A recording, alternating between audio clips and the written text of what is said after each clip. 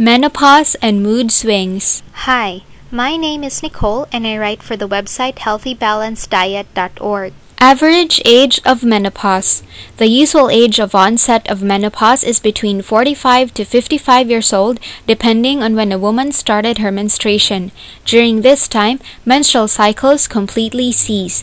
Because of the hormonal changes happening in a woman's body, mood swings is one of the manifestations of it. Along with other symptoms, it can cause distress to a woman experiencing menopause. Causes of mood swings during menopause. Perhaps a lot of women are wondering as to why mood swings happen during menopause. There are several reasons behind it.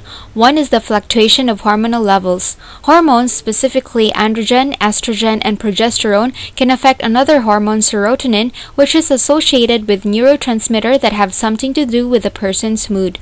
High levels of serotonin can cause a happy mood to a woman, but when it is low, it can cause depression. For more on healthy diets and tips, visit us at www.healthybalancediet.org. Until the next video, thank you for watching.